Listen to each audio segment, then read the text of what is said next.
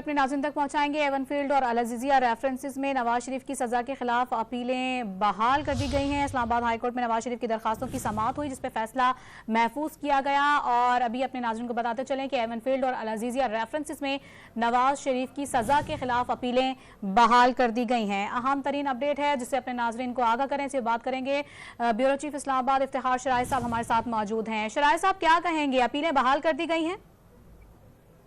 जी बिल्कुल, मुतवक्का जो फैसला था वो यही था और ये एक्सपेक्ट कर रहे थे हम कि आज जब उनकी अपीलों की बहाली की समाअत शुरू हुई तो उस मौके पे जो इस मामले में इस्तगासा है, जो कि नैब का इदारा है, उनका रवैया इतना दोस्ताना और इतना एक तरह से पीछे हटने वाला था कि हमें ये लग रहा था कि आज हाई कोर्ट के पास इसके अलावा कोई ऑप्शन नहीं है कि वो नवाज शरीफ साहब के जो 4 साल पहले एक तरह से रिजेक्ट की गई अपीलों को दोबारा से बहाल कर दे।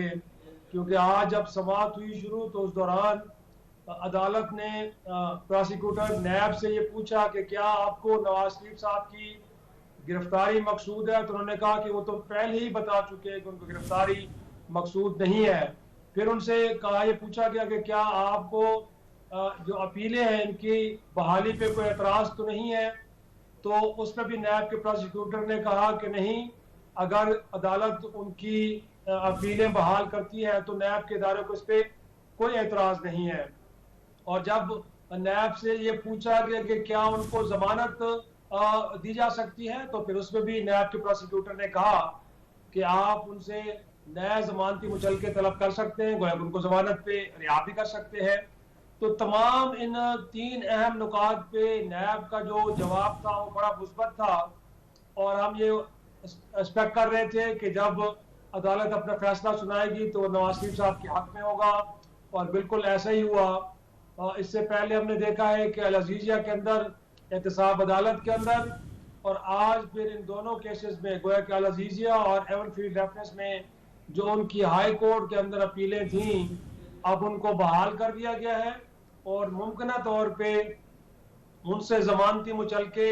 जमा कराने के लिए कहा जाएगा। और उसके बाद वो इन दोनों केसेस में, जिनमें एक में 7 साल और दूसरे में 10 साल कैद की सजा भुगत रहे थे और इस दौरान वो इलाज की गर्ज से लंदन चले गए थे,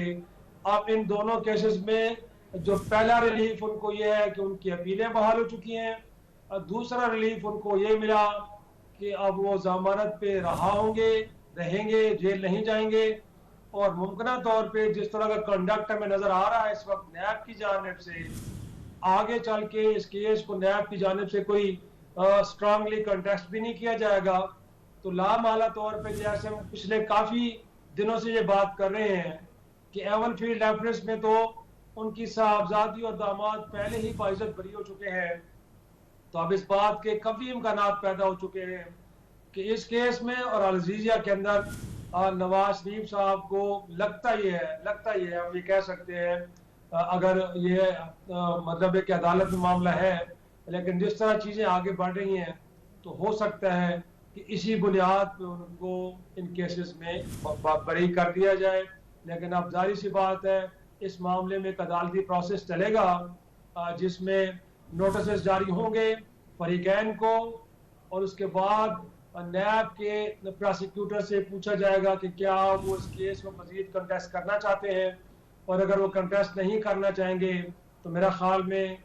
यही कुछ होगा जो मैं पहले भी बयान कर चुका हूँ कि फिर बरियत के इम्कानात बड़े वाज़ेह हो जाएंगे। जी।